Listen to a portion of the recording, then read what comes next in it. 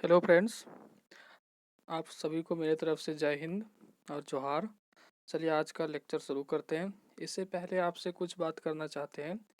बात ये है कि आप लोग कमेंट करते हैं कि सर आवाज़ ठीक नहीं है। ठीक है, आवाज़ ठीक नहीं है। हमने माइक ऑर्डर किया था बोया का, ठीक है, बट आ भी गया और एक दिन उससे लेक्चर बनाए भी थे। तो जिस तरह का जो ऑडियो नॉर्मल ऑडियो हम बोलते हैं उससे ही बेकार उससे रिकॉर्ड हो रहा था। तो वो डिफेक्टिव पीस दे दिया था, ठीक है, तो उसको रिप्लेस कर रहे हैं। कल उसको रिप्लेस करवाएंगे, फिर से आएगा। तो कुछ टाइम लग जाएगा, 4-5 दिन, ठीक है, या एक सप्ताह। तब तक आप लोग कोशिश करिए कि ठीक हो जाएगा। हम जल्द से जल्द मतलब कोशिश कर रहे हैं अपने तरफ से कि आपका ये साउंड क्वालिटी जो है वो ठीक हो जाए। इसीलिए तुरंत माइक मंगवा लिए थे, बट ऐसा डिफेक्टिव पीस दे देगा हमें नहीं पता था, ठीक है। तो उसने रिप्लेस एक्सेप्ट कर लिया है और आपका देखिए जल्द से जल्द आ जाएगा, ठीक है। और आप लोग कमेंट करते हैं कि सर ये क्वेश्चंस कहाँ से लाते हैं, तो आपको पहले ही बता चुके हैं कि ये झारखंड के दरोगा का जो अभी 2017 में पेपर हुआ है प्री और मेंस का, वहाँ से ले रहे हैं। ये तीसरा सेट का पेपर है। आप लोग शिवांगन पब्लिकेशन का जो स्नातक स्तरीय हल प्रश्न पत्र है क्वेश्चन बैंक, आप लोग खरीद सकते हैं। और उसमें तीसरा क्वेश्चन सेट जो है वो देख सकते हैं। आप लोग को 2 क्वेश्चन सेट करवा चुके हैं, ठीक है, 40 क्वेश्चंस। ये तीसरा का फर्स्ट पार्ट है, 10 क्वेश्चंस, ठीक है। तो आप वहाँ से देख सकते हैं। अगर आपको आप बोलते हैं कि सर क्वेश्चन जूम करिए, देखिए एक तो स्क्रीन पे बनाते हैं, ठीक है, मोबाइल पे लिखते हैं। मैथ का मोबाइल पे लिखना एक तो जगह कम पड़ जाता है। ये जीके जीएस है नहीं कि पढ़ के निकल गए, यहाँ सारा क्वेश्चन सॉल्व करना पड़ता है, ठीक है। तो आप लोग क्या करेंगे कि अगर किसी को जूम इन में प्रॉब्लम, अपने तरफ से बहुत जूम करते हैं, आधा स्क्रीन खाली रखते हैं, आधा में क्वेश्चंस देते हैं और फिर हम इसी में सॉल्व करने की कोशिश करते हैं और अपने तरफ से जूम करने की कोशिश करते हैं, ऐसा नहीं है, ठीक है। और आप लोग क्या करेंगे कि साथ में उस क्वेश्चन बैंक ले लेंगे, ये शिवांगन का स्नातक स्तरीय, और बगल में जिस समय आप वीडियो देखेंगे क्वेश्चन उसको खोल के रखेंगे। अगर आपको क्वेश्चंस पढ़ने में दिक्कत होती है तो आप क्वेश्चंस नंबर देख के वहाँ से पढ़ लीजिएगा, आपको इजीली पता चल जाएगा। इजीली मतलब कुछ इधर उधर नहीं ढूंढना है, वो सीरियल बाय क्वेश्चन है यहाँ, ठीक है। उससे भी हेल्प मिल जाएगा आपको, ठीक है।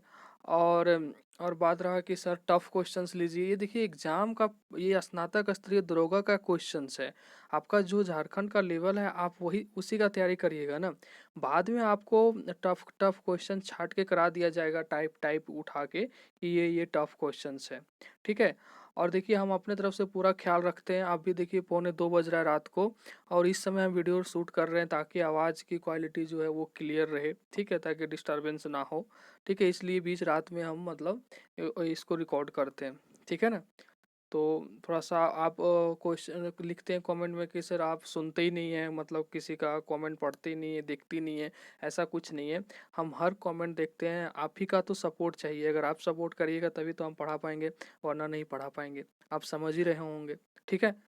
तो ठीक है। और ये जो कैंपेन चल रहा है आपका, इसमें हम बहुत आगे कर रहे हैं। और आपका जो टाइमिंग दिया जाता है कैंपेन करने का, ट्वीट करने का, रीट्वीट करने का, उसमें आप जुड़े रहें, ठीक है। और सबसे पहले वही काम करें आप, ठीक है। तो आप चले क्वेश्चन शुरू करते हैं। आज का पहला क्वेश्चन है कि हाँ, और एक चीज़ और, क्वेश्चंस आता है मतलब कमेंट में कि सर क्वेश्चंस बाइलिंगुअल लीजिए, मतलब हिंदी इंग्लिश दोनों में। तो हिंदी इंग्लिश दोनों में अभी ऐसा कोई क्वेश्चंस बैंक है नहीं कि जो हिंदी इंग्लिश दोनों में क्वेश्चंस दिया हो, खास करके झारखंड में, मतलब, ठीक है। तो क्या कर सकते हैं हम, जहाँ तक कोशिश होता है आपको हर एक वर्ड का इंग्लिश में कन्वर्ट करने की कोशिश करते हैं, ठीक है। और आप अगर ऐसे लेक्चर्स अगर 10-20 लेक्चर्स देख लेंगे तो आप तो हिंदी की तरफ थोड़ा थोड़ा आने लगेंगे, आपको समझ आने लगेगी। तो अगर आप छोड़ दीजिएगा कि एकदम हिंदी है ये, ऐसे नहीं समझ में आएगा हमको, तो फिर नहीं होगा। आप थोड़ा सा ट्राई तो करिए, आपको हिंदी और इजीली समझ में आ जाएगा, ठीक है। खैर जिसको इंग्लिश में आदत लगी उसकी बात तो अलग ही है, ठीक है, लेकिन आप कोशिश कर सकते हैं, ठीक है। और कुछ अगर आपको कुछ इम्प्रूवमेंट चाहिए तो आप बताइएगा, और पढ़ाने का में कुछ अगर इम्प्रूवमेंट चाहिए आपको भी बताइएगा, हम कोशिश करेंगे कि करें, ठीक है। तो बहुत हो गया आज के लिए, चलिए क्वेश्चन शुरू करते हैं। क्वेश्चन है आपका कि एक अंडे बेचने वाला 8 दर्जन अंडे 1 रुपये के 4 के भाव से खरीदता है। ये देखिए ना, क्वेश्चन जो है ना आपका, ये घरेलू लैंग्वेज में दिया हुआ है कि एक अंडे बेचने वाला 8 दर्जन। तो सबसे पहले देखिए 8 दर्जन का बात हो रहा है, तो 1 दर्जन में कितना होता है अंडा? 1 दर्जन में 12, 1 दर्जन में 12 होता है। टोटल अंडा कितना हो गया? 96। थोड़ा देखते जाइएगा, इसको मिटाएंगे, रफ करेंगे। 96 हो गया। और 1 रुपये में 4 के भाव से, 1 रुपया में कितना खरीद, 1 रुपया में 4 के भाव से मतलब क्या समझे कि 1 रुपया में 4 अंडा, कितना, 1 रुपया में 4 अंडा, और टोटल अंडा कितना है 96। तो कितना रुपया लगा होगा 96 अंडा खरीदने में, ठीक है। तो खरीदने में जो लगता है उसको क्या बोलते हैं, क्रय मूल्य। तो क्रय मूल्य कितना लगा होगा, क्रय मूल्य यानी कॉस्ट प्राइस, सीपी, क्रय मूल्य कितना लगा होगा उसको, 96/4, 24। ये आपका क्या आ गया, क्रय मूल्य। 4 से क्यों भागा दिए, क्योंकि 1 रुपया में 4 के भाव से खरीदता है ना, टोटल अंडा 96 है, तो 4 से भागा दे दिए, 24 रुपया में 96 अंडा खरीदा हो। ये क्या हो गया, क्रय मूल्य यानी सीपी निकल गया आपका। क्या निकल गया, ये सीपी, कॉस्ट प्राइस, ठीक है। अब देखिए आगे पढ़िए क्वेश्चंस। 1 दर्जन अंडे ले जाने में टूट जाते हैं, कितना अंडा टूटता है, 1 दर्जन, मतलब 12 अंडा टूटता है। तो 96 अंडा था, अब 1 दर्जन टूट गया यानी 12 टूट गया, तो बचा कितना, अच्छा वाला 84 अंडा। कितना बचा, ये 84 अंडा गुड अंडा है। कौन अंडा है, गुड अंडा, मतलब अच्छा वाला अंडा, ठीक है। अब देखिए, अब क्वेश्चंस बोल रहा है तब भी 5% का लाभ कमाने के लिए, 12 को टूट गया, ठीक है, और फिर भी वो 84 को बचा है, फिर भी वो 5% लाभ कमाना चाहता है, तो वह प्रति अंडे किस दर से बेचेगा। तो ये जो 84 अंडा बचा है इसको किस दर पे बेचेगा, ठीक है। तो कितना लाभ कमाना चाह रहा है, 5%। तो आप पहले लाभ निकाल लीजिए 5%। आपको जो एक फार्मूला बताए थे कि SP इज इक्वल टू, पहला लेक्चर में इसीलिए बोले थे कि आप फार्मूला लिख के याद रखिएगा, अब सब चीज़ रिपीट होगा। SP is equal to CP 100 plus profit, बताए थे, देख लीजिए पहला लेक्चर, देख नहीं देखे हैं तो उसमें बताए हैं, ठीक है। तो ये हो गया आपका। अब यहाँ से देखिए SP क्या है, विक्रय मूल्य, CP क्या है, कॉस्ट प्राइस क्रय मूल्य, और P क्या है, लाभ। तो SP हमको निकालना है, CP कितना हमारा 24 रुपया लगा था खरीदने में, 100 प्लस कितना परसेंट लाभ कमाना चाहता है, 5% बटे 100, ठीक है। अब देखिए इसको अगर करिएगा तो क्या हो जाएगा, 24 गुना में 105, 105 बटे नीचे 100 हो जाएगा, ठीक है। अब देखिए ये आपका आ गया क्या, SP, ये क्या आ गया आपका, SP, ठीक है। तो ये SP जो आया है आपका, ये SP को हम क्या करेंगे, ये SP आ गया। अब इसी SP को वो कितना में, 84 अंडा को के भाव से बेचना है इस SP को, ठीक है। तो एक अंडा का दाम कितना निकालेगा, 5% लाभ तो निकाल लिए ना। तो अब क्या करेंगे, इतना तो मेरा टोटल विक्रय मूल्य आ गया। अब एक अंडा का पूछा है, अगर टोटल पूछता तो आंसर आ गया। अब एक अंडा से पूछा है, तो एक अंडा का पूछा है तो हम 84 अंडा है मेरे पास, तो 84 से भागा दे देंगे एक अंडा निकालने के लिए, ठीक है। तब क्या करेंगे, 24 गुना 105 बटे 100 और गुना 84। हम यहाँ क्यों नहीं काटे, एक ही बार काट लेंगे, ठीक है। ऐसे क्वेश्चंस में जहाँ फिर से मल्टीप्लाई करके काटना पड़े वहाँ एक बार ही काटिएगा। अब देखिए ये 5 से काट दिए 21 बार में, ये काट दिए 20 बार में, ठीक है। अब देखिए यहाँ 84, यहाँ 21 है, तो 21, ठीक है, यहाँ 24 है, 24 है यहाँ ऊपर में। तो यहाँ देखिए इसको काट दिए 4 पचे 20 और 4 छक्के 24। अब इसको काट दिए 21 रकम 21, 21 चौका 24, ठीक है। फिर देखिए 2 दूनी 4 और 2 तिया 6, तो ऊपर बच गया 3 और नीचे बच गया 5 दूना 10, ठीक है। क्या बच गया, देखिए यहाँ लिख देते हैं, क्वेश्चंस पे जगह कम है, 3/10, ठीक है। तो इसको अगर आप करिएगा तो क्या आ जाएगा, 0.3, 0.3 क्या आया, रुपया, मतलब रुपया आया आपका 0.3 रुपया, ठीक है। तो आपको आंसर दिया है पैसा में, तो पैसा में कन्वर्ट करने के लिए क्या करेंगे, 100 से गुना कर देंगे।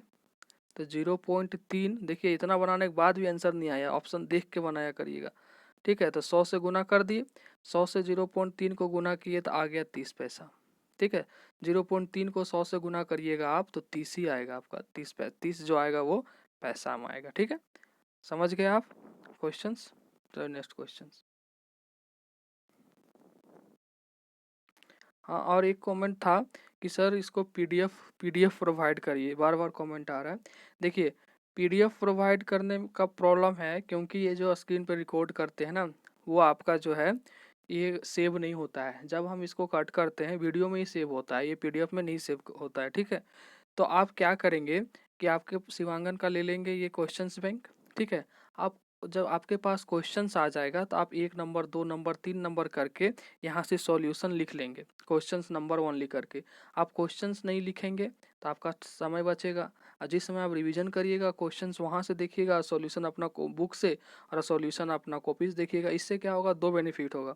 आप अपने हाथ से लिखिएगा, बनाइएगा तो आपको ज़्यादा समझ में आएगा, और बाद में भी जिस समय रिविजन करिएगा उसमें भी समझ में आएगा। ठीक है, तो बना बनाया अगर आपको नोट्स मिल भी जाता है, पीडीएफ मिल भी जाता है मैथ का, खास करके मैथ का, तो कोई यूज नहीं है।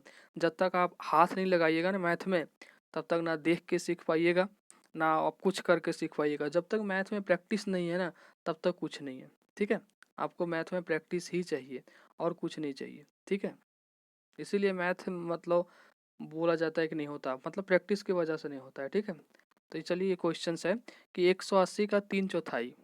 क्वेश्चंस पढ़िए, देखिए समझ में आ जाएगा। 180 है, 3/4 का मतलब 3/4। ठीक है, ये 3 को 4 को से 180 को काटिएगा तो 4 चौके 16, और यहाँ 2 आ जाएगा तो कितना, 4 पचे 20, तो 45 दिया, कितना हो गया, 135। ठीक है, और 225 के 2/3, 225 का 2/3। ठीक है, तो 3 सत्ती 21, और यहाँ एक 3 पचे 15, 75 दूना 150। क्वेश्चंस क्या पूछा है, से कितना अधिक है, तो 150 में 35 घटाइए, कितना बचा, 15। तो ऑप्शन क्या जाएगा, डी। कुछ नहीं है, क्वेश्चंस खाली काटना था, तो इसमें नहीं टाइम बर्बाद करते हैं। नेक्स्ट क्वेश्चन है आपका कि यदि 20 व्यक्ति किसी कार्य को 10 दिनों में पूरा कर सकते हैं, तो 25 व्यक्ति उसी कार्य को कितने दिनों में पूरा करेंगे।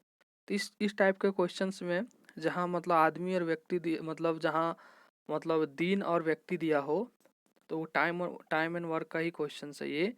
तो आप इसको क्या करेंगे, एक मिनट, अब इसको करेंगे ऐसे। हाँ, इसका एक फार्मूला नहीं, मतलब याद रख लीजिए फार्मूला टाइप का, M1D1 = M2D2। ठीक है, इस पे M1 क्या है, आदमी है, और D1 डे है। ठीक है, तो क्या है, 20 व्यक्ति किसी कार्य को कितने दिन में, 10 दिन में तो पूरा कर सकता है, तो 25 व्यक्ति उसी कार्य को कितने दिन में पूरा कर सकता है, मुझे नहीं पता, x। ठीक है, तो कर दीजिए, x = 20 × 10/25। ठीक है, तो 25 25, 5 चौका 20, और कटेगा, हाँ, 5 दूना 10, 4 दूना 8, कितना आ गया आंसर, 8। ठीक है, क्या जाएगा आंसर इसका, ए नंबर। ठीक है ना। नेक्स्ट क्वेश्चंस आपका है कि एक समान गति से चलते हुए मोहित अपने घर से स्कूल, जो कि 800 मीटर की दूरी पर है, स्थित है। ठीक है, कितनी दूरी पे स्थित है, 800 मीटर पे। ठीक है, स्थित है, 20 मिनट में पहुंचता है। मोहित की चाल क्या है। तो आपको देखिए यहाँ एक फार्मूला बताए थे कल, डिस्टेंस = स्पीड इनटू टाइम, यानी डिस्टेंस क्या, दूरी = एस क्या, स्पीड यानी चाल, गुना टी क्या, समय। दूरी = चाल गुने समय, कल बताए थे ना। तो आप याद रखिए फार्मूला, सब क्वेश्चंस ज़्यादा फार्मूला पे नहीं होता है, 20-25 को कर लीजिएगा, 30 को आपका क्वेश्चंस बनने लगेगा। आप सोचिएगा पहला लेक्चर छोड़िए, दूसरा लेक्चर, तीसरा लेक्चर, तो ऐसे में डेली नए लगेगा आपको। और अगर आप पहले लेक्चर से जुड़ जाइएगा, बनाते रहिएगा, सब पुराना हो जाएगा। ठीक है, तो आप देखिए यहाँ क्या, डिस्टेंस 800 मीटर दे दिया है आपको। ठीक है, डिस्टेंस 800 मीटर दे दिया है। स्पीड क्या है, स्पीड ही तो पूछा है, मतलब चाल ही तो पूछा है, तो ये निकालेंगे। और टी क्या दिया हुआ है, 20 मिनट। ठीक है, तो आंसर देखिए क्या है, मीटर और मिनट में ही है, तो हमको इसको सेकंड में कन्वर्ट करने की या घंटा में कन्वर्ट करने की ज़रूरत नहीं है, क्योंकि यहाँ मिनट में ही आंसर है। अगर ये सेकंड या घंटा में होता तो हम कन्वर्ट कर लेते। ठीक है, तो आप क्या करेंगे, 20 क्या दिया हुआ है, मिनट में, तो खाली S = क्या करेंगे, 800/20। देखिए तो एक जीरो से एक जीरो कट गया, और 80 को 2 से काटेंगे 40, तो क्या आ गया, 40 मीटर प्रति मिनट। 40 मीटर प्रति मिनट है ऑप्शन में, ये नंबर ऑप्शन। ठीक है, तो ये कुछ नहीं था, फार्मूला वाला क्वेश्चंस था। डिस्टेंस दे दिया है, स्पीड पूछ रहा है, टाइम भी दे दिया है, बैठा के काट देना था। ठीक है, नेक्स्ट क्वेश्चंस है कि एक रेलगाड़ी अपनी स्वयं की चाल की 6/13 चाल से चलकर किसी स्थान पर 26 घंटे में पहुंचती है। आधी रेलगाड़ी अपनी स्वयं की ही चाल से चलते तो कितने समय की बचत होती। ये पूछ रहा है कि एक रेलगाड़ी अपनी स्वयं की चाल की 6/13 चाल से चलकर, ठीक है। तो इस टाइप के क्वेश्चंस में क्या करता है लड़का लोग, एक्स मान लेता है। अगर एक्स मान लीजिएगा क्वेश्चंस बनेगा नो डाउट, लेकिन फंसे रहिएगा 20 मिनट, ठीक है। आप इस टाइप के क्वेश्चंस में क्या करिएगा, आप यहाँ देखिएगा कि 6/13 दिया हुआ है ना, तो इसी से रिलेटेड कुछ अंक मानिएगा आप में। जैसे हम यहाँ मान रहे हैं, आप देखिए कुछ संख्या मानिएगा। एक रेलगाड़ी अपनी स्वयं की चाल की 6/13, तो हम मान लिए कि रेलगाड़ी की चाल, मान लेते हैं कि रेलगाड़ी की चाल जो है, रेलगाड़ी की चाल हम मान लिए कितना, हम मान लिए 13, ठीक है। कितना मान लिए, 13, ठीक है। हम 13 मान लिए और किलोमीटर प्रति घंटा में मान लेते हैं। क्यों मान लेते हैं, तो क्योंकि 26 घंटा दिया हुआ है और इसीलिए हम इसको मान लिए किलोमीटर प्रति घंटा में, ठीक है। तो हम इसको 13 किलोमीटर प्रति घंटा मान लिए। क्यों माने आगे पता चलेगा आपको। तो एक फार्मूला भी बताए थे, क्या होता है, distance is equal to speed into time, formula बताए थे ना। अब देखिए यहाँ से निकाल लेंगे डिस्टेंस, स्पीड क्या है, स्पीड मान लिए थे अभी हम। क्या बोल रहा है कि रेलगाड़ी जो है 6/13 की चाल से चलकर, तो 13 उसका स्वयं है, तो 6/13 निकालिए, स्पीड 6/13 निकालिए। तो 13 उसका स्वयं है, तो 6/13 क्या हो जाएगा, 6/13 ये हो जाएगा। अब देखिए यहाँ 13 कट जाएगा तो कितना सुविधा होगा आपको, कितना टाइम लेता है, 26 घंटा, ठीक है। तो 13 से 13 कट गया और 26 को 6 से गुना करिएगा तो 156 किलोमीटर, क्योंकि हम किलोमीटर में माने हैं, किलोमीटर पर आर कट गया, डिस्टेंस किलोमीटर में आया, ठीक है। तो अगर हम अभी एक्स मानते तो क्या होता, 6x/13, 13 दूनी 26, कितना आता 12x, फिर एक्स का झमेला रहता आपको। कोई कोई क्वेश्चन ऐसे फंसाता है कि एक्स में उलझते रह जाइएगा। तो आपको इस टाइप के क्वेश्चंस में जो ऑप्शंस मतलब जो दिया हुआ रहेगा जिस चाल का, उसी के रिलेटेड कुछ मान लीजिएगा। हम 13 मान लिए तो 6/13 स्पीड क्या हुआ, 6 हो गया, और 26 इसका घंटा दे दिया है, तो इससे डिस्टेंस निकल गया 156 किलोमीटर, ठीक है। अब एक और डिस्टेंस निकलेगा इसका, distance is equal to speed into time, कि आधी रेलगाड़ी अपनी स्वयं की ही चाल से चले, आधी रेलगाड़ी अपनी स्वयं की ही चाल से चले, ठीक है, अपनी स्वयं की ही चाल से चले। तो स्वयं की चाल रेलगाड़ी की क्या है, 13 है, वास्तविक चाल क्या है, 13 है, ठीक है। तो वह कितने समय की बचत हो जाती, और यहाँ आप कितना निकाले हैं डिस्टेंस, 156, कितना निकाले हैं, 156, ठीक है। और ये टाइम हमको तो निकालना है, तो 156 को आप 13 से भागा दीजिएगा तो कितना आएगा, 13 रकम का 13 और यहाँ 2 आ जाएगा, ठीक है। 13 दूनी का 26, कितना मुकाबले में कटा, 12 घंटा, ठीक है। कितना घंटा, 12 घंटा। अब देखिए ये 26 घंटा लगता था 6/13 का स्पीड से, और यहाँ 12 घंटा लग रहा है, तो कितना का बचत होता, 14 घंटा। कितना का बचत होता, 26 में 12 घटा दीजिएगा तो 14 घंटा, ठीक है। तो आपका आंसर क्या हो जाएगा, 14, ठीक है। चलिए नेक्स्ट क्वेश्चन, 14 है ऑप्शन में, हाँ सी नंबर। नेक्स्ट क्वेश्चन है आपका, ये वही लुड्डू का है, पासा का, जो कल बताए थे। देखिए क्वेश्चन किस टाइप का आ रहा है, ठीक है। कल जो समझा होगा वो बना दिया होगा क्वेश्चंस को, कि दो पासे एक साथ फेंकने पर योगफल 7 आने की संभावना क्या है।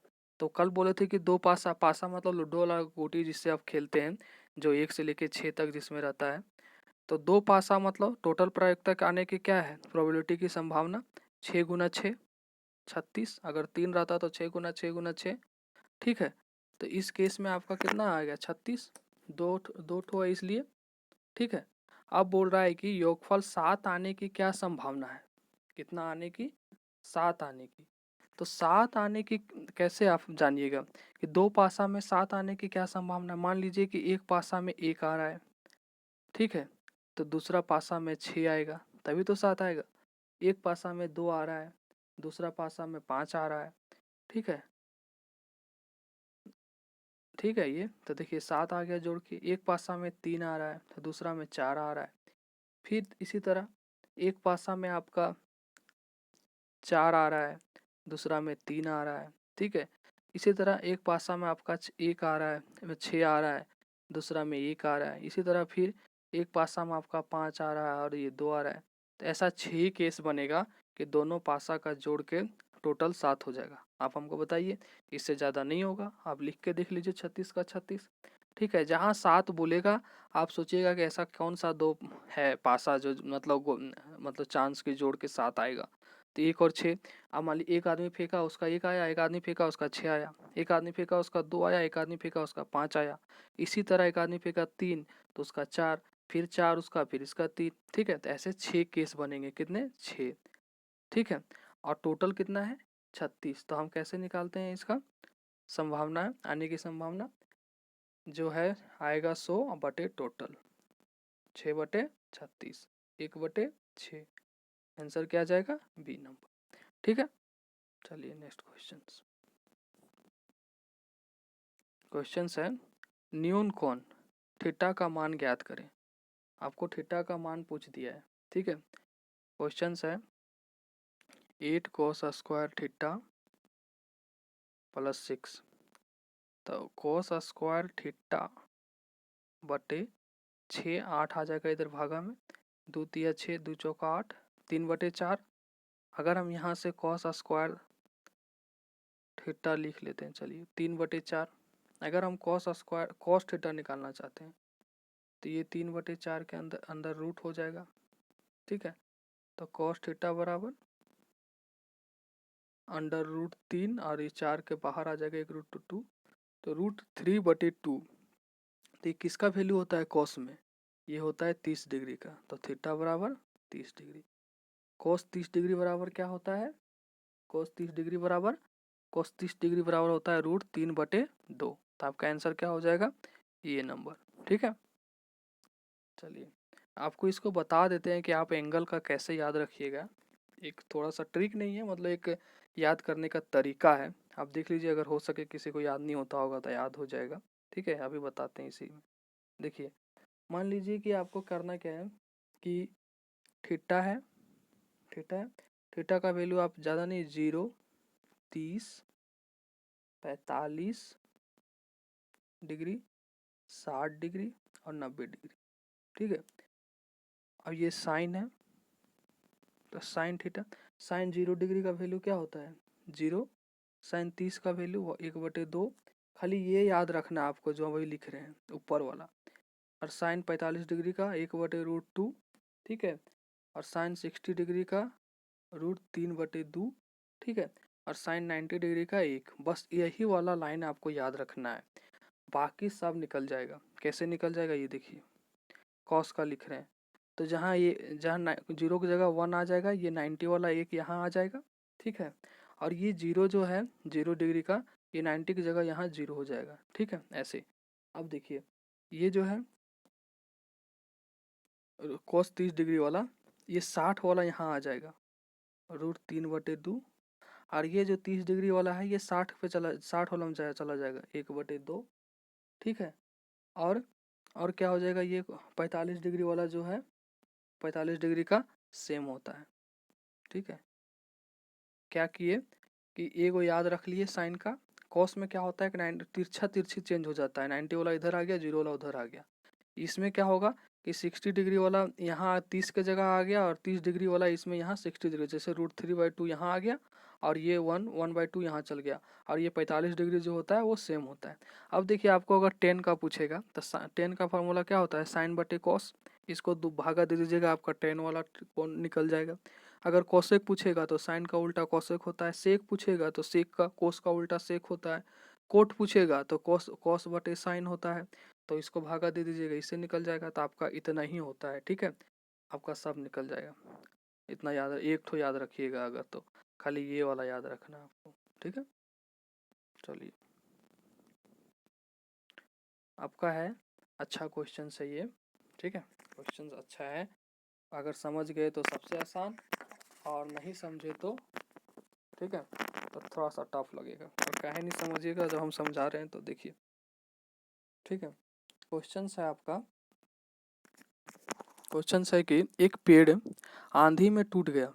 क्या है? एक पेड़ आंधी में टूट गया। मान लीजिए कि यहाँ ड्रॉ कर रहे हैं, इसमें थोड़ा सा स्पेस चाहिए था हमको, मिटाएंगे, थोड़ा सा ध्यान देखिएगा। एक पेड़ है, ठीक है, समझा लेते हैं पहले।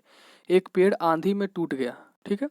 उस पेड़ का शीर्ष उस पेड़ का शीर्ष भूतल से 45 डिग्री के कोण पर टिका है, ठीक है। उस पेड़ का शीर्ष भूतल से 45 डिग्री के कोण पर टिका है, आप पूरा पढ़िए। और उसकी दूरी उसके जड़ से 50 मीटर है। मान लीजिए ये जड़ है, ये क्या है, ये जड़ है। तो जो शीर्ष इसका टिका है ना, उस दोनों के बीच में 50 डिग्री का, ठीक है, मतलब 50 मीटर का डिस्टेंस है। तदनुसार उस पेड़ की ऊंचाई मीटर में क्या है, तो ये पेड़ की ऊंचाई टोटल है, ये पूछा है आपको, ठीक है। एक पेड़ आंधी से टूट गया और उस पेड़ की शीर्ष, इस पेड़ का शीर्ष तो ये है, ये जड़ है नीचे, ठीक है, ये शीर्ष है। कलर लगा देते हैं। ये जो है ये शीर्ष है, नहीं, ठीक है, नीचे वाला ग्रीन है वो जड़ है, ठीक है। अब क्या बोल रहा है कि भूतल से 45 डिग्री के कोण पर टिका है, ठीक है। तो आंधी से जब टूटा ना, तो ये ऊपर शीर्ष से ही टूटेगा ना, कोई पेड़ देखिएगा टूट के गिर के झुक जाता है। मान लीजिए यहाँ से ऐसे गिरा, ये यही वाला है, यही वाला पार्ट है, ये यही यहाँ से आके गिर गया ऐसे, ठीक है, गिर गया, ठीक है ना। अब देखिए, अब बोल रहा है कि जो गिरा इसके इसके बीच में दूरी कितना है, 50 मीटर, कितना है, 50 मीटर। और एंगल कितना बना रहा है जो गिरा, वो 45 डिग्री, ठीक है, कितना बना रहा है, 45 डिग्री। तो अब पूछ रहा है आपका वैल्यू। तो देखिए, मान लीजिए कि ये x है, ये y है, तो ये वही y वाला ना टूट के यहाँ गिरा है, तो ये y ही होगा, ठीक है। अब आप क्वेश्चंस बनाइए, x y का वैल्यू निकाल लीजिए, x प्लस y कर देंगे हम, आपका पेड़ का टोटल लंबाई निकल जाएगा, ठीक है। अब देखिए, टेन 45 डिग्री, टेन 45 डिग्री क्या होता है, टेन का वाला बताए थे आपको, परपेंडिकुलर बटे बेस यानी लंब बटे आधार, ठीक है। तो 45 डिग्री का वैल्यू 1 होता है टेन में, और परपेंडिकुलर एक्स माने हैं, देखिए टेन 45 डिग्री, एक्स लंब ये है जो ग्रीन वाला है, ये आपका एक्स है, और बेस 50 है आपका, नीचे 50 मीटर। तो एक्स का वैल्यू क्या आ गया यहाँ से, एक्स बराबर 50, ठीक है, एक्स बराबर 50 आ गया। अब देखिए, अब हम लिखते हैं साइन 45 डिग्री। साइन 45 डिग्री बराबर क्यों लिखेंगे, क्योंकि हमको y का वैल्यू चाहिए, और y क्या है, यहाँ कर्ण है, तो कर्ण किस में है, साइन में है, तो साइन का लिखेंगे। साइन 45 डिग्री बराबर क्या होता है, आपको बताए थे, कल बताए थे ना आपको, आप होता है परपेंडिकुलर बटे हाइपोटेनस, ठीक है, परपेंडिकुलर बटे हाइपोटेनस यानी लंब बटे कर्ण। तो साइन 45 डिग्री का वैल्यू क्या होता है, 1/√2। देखिए कितना जरूरी है, वैल्यू याद रखिएगा, ठीक है। और परपेंडिकुलर आपका कितना दे दिया गया है, देखिए पी आपका दिया है 50, ठीक है, और एच आपको निकालना है, ठीक है, एच आपको निकालना है, क्योंकि हम यहाँ एक्स जो निकाले हैं ना 50, वही ना यहाँ परपेंडिकुलर है एक्स, इसीलिए यहाँ 50 लिखे हैं, यही ना एक्स परपेंडिकुलर है, इसीलिए यहाँ 50 लिखे हैं। तो एच बराबर आपका क्या आ गया, देखिए क्रॉस मल्टीप्लाई करिएगा तो 50√2 आ गया, 50√2। अब एच जो निकला यही तो वाई है ना, यही हाइपोटेनस है, ये जो एच वाई जो यही तो एच है, यही हाइपोटेनस है। तानी एच बोलिए या वाई बोलिए, आपका आ गया 50√2 और एक्स आ गया आपका 50, तो दोनों को जोड़ दीजिए, तो 50 + 50√2, ठीक है, ये आ गया 50 कॉमन लीजिए, 1 + √2 आ गया आपका आंसर, ये वाला 50 + 1 + √2, 50 × 1 + √2, कहाँ है ऑप्शन, बी नंबर ऑप्शन, ठीक है, कौन सा ऑप्शन, बी नंबर ऑप्शन, ठीक है, समझ गए आप लोग। चलिए नेक्स्ट क्वेश्चंस है, अच्छा क्वेश्चन है ये भी, कि यदि एक समबाहु त्रिभुज का क्षेत्रफल 49√3 वर्ग इकाई है, तो जैसे इस क्वेश्चंस पढ़े ना, आपको समबाहु त्रिभुज का क्षेत्रफल याद होना चाहिए।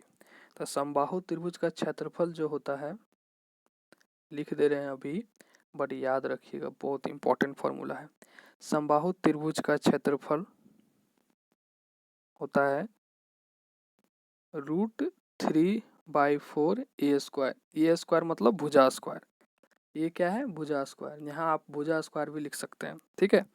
तो आप देखिए, आपका समबाहु त्रिभुज का क्षेत्रफल कितना दे दिया है, 49√3, ठीक है, और √3/4 होता है यहाँ, ए स्क्वायर, तो √3 से √3 कट जाएगा, ठीक है, ये ए स्क्वायर है, ठीक है। तो ए स्क्वायर बराबर क्या आ जाएगा, देखिए 49 × 4, ये 4 मल्टीप्लाई हो जाएगा, क्रॉस मल्टीप्लाई। ए का वैल्यू निकालिएगा आप तो रूट चढ़ जाएगा, रूट चढ़ेगा तो 49 का बाहर आएगा 7 और 4 का बाहर आएगा 2, तो आपका हो जाएगा 14। कितना हो जाएगा, 14, ठीक है। तो आपसे क्वेश्चंस क्या पूछ रहा है, क्वेश्चंस आगे पढ़िए। उसके प्रत्येक भुजा की लंबाई क्या होगी, उसके प्रत्येक भुजा की लंबाई समबाहु त्रिभुज है तो 14 होगा, ऑब्वियस सी बात है, क्या होगा, 14 होगा, ठीक है। तो 14 होगा जब, तो आपको आगे पूछ रहा है और एक क्वेश्चन है कि समबाहु त्रिभुज की ऊंचाई शीर्ष से आधार पर डाली गई है तो दूरी क्या होगी। तो समबाहु त्रिभुज की ऊंचाई पूछ रहा है जो शीर्ष से आधार पर डाली गई है। अब देखिए यहाँ ए इक्वल टू 14 आप निकाल लिए है ना, तो यहाँ देखिए ऑप्शन में आपका यही नंबर में ए इक्वल टू 14 मिल रहा है, तो आप अगर ऊंचाई नहीं भी निकालिएगा ना तो मार दीजिएगा। अगर 14 14 2 3 जगह रहता तब आप निकालते हैं, लेकिन आपको यहाँ बता देते हैं, ठीक है। तो आप देखिए, ठीक, इसको रफ कर रहे हैं और आपको ऊंचाई निकालने के लिए दूसरा क्वेश्चन बता रहे हैं, समबाहु त्रिभुज की ऊंचाई, ठीक है। अब देखिए मान लीजिए कि ये समबाहु त्रिभुज है, ठीक है। समबाहु त्रिभुज की ऊंचाई कहाँ से, शीर्ष से आधार पर, ये शीर्ष है ये आधार है, आधार पर डाली गई दूरी। तो ये 14 निकाले थे आप समबाहु त्रिभुज की भुजाएं, 14 सम बराबर होता है, समबाहु त्रिभुज इसलिए नाम है इसका कि तीनों भुजा बराबर होता है। तो ये 14, तो ये 7, ये 7 क्योंकि बराबर है, ये 14, तो ये बीच में ये जो डालते हैं ये दोनों बेस को, जो आधार वाला भुजा है इसको बराबर भागों में बांट देता है ये शीर्षलंब। तो ये 7 ये 7 आपको ये पूछ रहा है, ठीक है। तो आप यहाँ से परपेंडिकुलर वाला फॉर्मूला नहीं लगा सकते हैं, ये 90 डिग्री है तो आपको जो निकालना है, मान लीजिए ये एक्स है, तो एक्स बराबर क्या हो जाएगा, 14 का स्क्वायर क्योंकि ये कर्ण है, अब -7 का स्क्वायर, ठीक है, अंडर रूट। तो 14 का स्क्वायर कितना होता है 196 और 7 का स्क्वायर 49। तो 196 में 49 घटाइएगा तो कितना आएगा, आएगा आपका 147। तो 147 को अगर रूट में लिखिएगा तो क्या बाहर आएगा, 3 × 49 इसको लिख सकते हैं आप 147 को। तो 3 49 से 7 बाहर आ गया और √3, तो 7√3 आ गया आपका ऊंचाई। तो देखिए ये नंबर ऑप्शन में है 14 और 7√3, भुजा निकाले थे 14, ऊंचाई निकाले 7√3, तो आपका आंसर ये हो गया, ठीक है। इसको ऐसे क्वेश्चंस में आप ऑप्शन देख के देखिएगा कि जैसे मान लीजिए दूसरा में भी ऑप्शन रहता है ऐसे कि 14 √3, तब हम आगे बनाते क्वेश्चंस, लेकिन एक ही ऑप्शंस में है 14, तो आप नहीं निकालिएगा ऊंचाई, अगर ऐसा रहे आप सीधा मार दीजिएगा, ठीक है। चलिए नेक्स्ट क्वेश्चन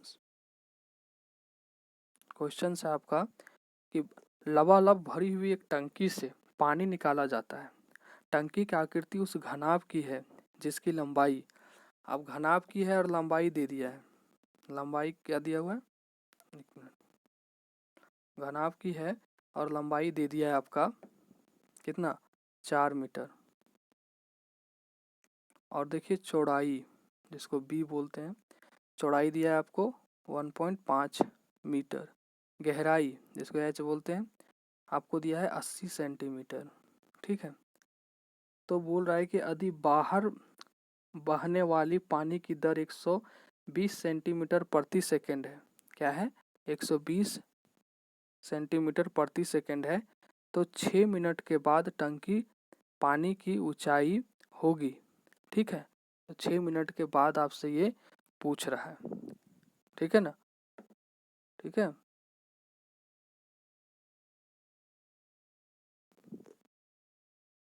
हाँ तो इस क्वेश्चंस में क्या दिया था, आपका दिया हुआ है L =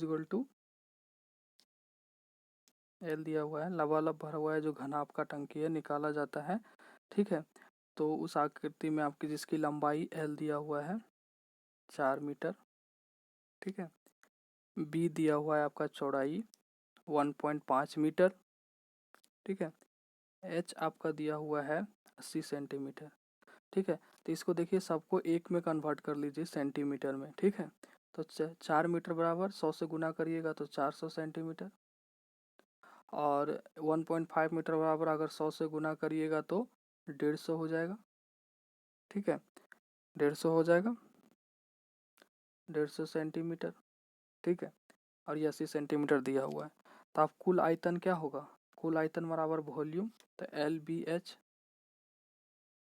यानी 400 गुना 150 गुना 80, कितना आ जाएगा ये आपका, आ जाएगा ये गुना करिएगा आप तो आपका आ जाएगा 48 पर कितना जीरो आ जाएगा, 2 और 3 5, 1 2 3 4 5 सेंटीमीटर क्यूब, ये आपका आ गया कुल वॉल्यूम।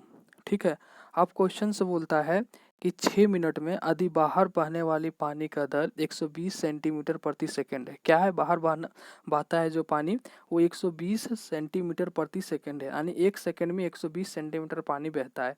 तो 6 मिनट के बाद टंकी की पानी की ऊंचाई, तो 6 मिनट के बाद पूछा है, तो 6 मिनट में कितना पानी बह जाएगा, कितना पानी निकल जाएगा 6 मिनट में। ठीक है, ये देखिए 6 मिनट में कितना निकल जाएगा, तो 6 मिनट में निकल जाएगा आपका पानी, यहाँ लिख रहे हैं 6 मिनट में निकलेगा आपको 6, देखिए, और यहाँ क्या है 120 सेंटीमीटर प्रति सेकंड है ना, तो आपको 6 मिनट जो दिया है उसको भी सेकंड में कन्वर्ट करना होगा।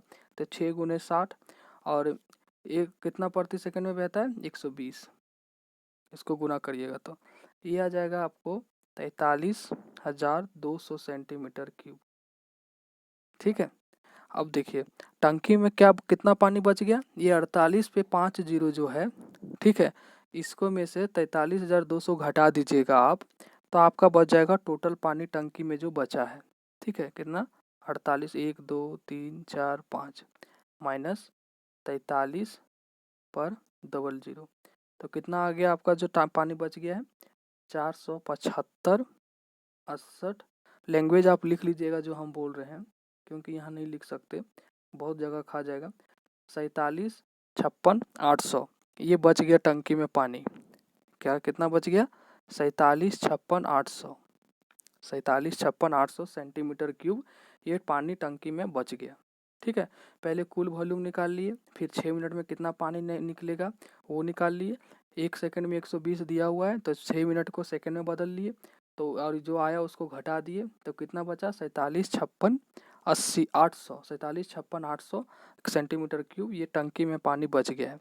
तो बोलता है आप टंकी की ऊंचाई निकालने बोल रहे हैं। ठीक है, अब देखिए जगह नहीं, इसको मिटा रहे हैं, तो टंकी की ऊंचाई कैसे निकालेंगे, टंकी की ऊंचाई, ठीक है, टंकी की ऊंचाई निकालने के लिए टंकी का जो ऊंचाई दिया हुआ है कितना दिया हुआ है 80 सेंटीमीटर बटे कुल वॉल्यूम, कुल वॉल्यूम कितना है 1 2 3 4 5, कितना 5 जीरो, अब बच कितना गया था टोटल पानी निकलने के बाद 47,56,800, 47,56,800। ठीक है, तो ये आपका है।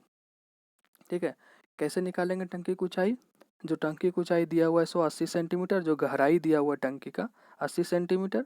ठीक है, और आपका जो टोटल कुल वॉल्यूम जो निकाले थे आप 48 पे 5 जीरो, और जो बच गया था पानी 47,56,800। अब इसको कैलकुलेशन करिएगा, काटिएगा छाटिएगा आपका, तो आएगा 79.28 सेंटीमीटर ऊंचाई में। ठीक है, ये आपका होगा आंसर। ठीक है, पहले कुल वॉल्यूम निकाले LBH करके, और जो मीटर में दिया उसको सेंटीमीटर में कन्वर्ट किए, फिर पानी जो निकला वो निकाले, 6 मिनट को सेकंड में कन्वर्ट किए, 6 को 60 से गुना कर दिया और 120 प्रति सेकंड दिया हुआ है, तो वो जो निकला उसमें से जो कुल वॉल्यूम था 48 पे 5 जीरो उसको घटा दिए, घटाने के बाद बचा 47,56,800। अब हमको टंकी की ऊंचाई निकालना है, तो टंकी की ऊंचाई निकालने के लिए हम क्या किए, जो टंकी की गहराई दिया है 80 बटे कुल वॉल्यूम, और जो पानी बच गया था 47,56,800 उसको काट दिए, आंसर आपका आ गया 79.28 सेंटीमीटर। ठीक है, तो आज का लेक्चर यहीं तक था, चलिए बाय।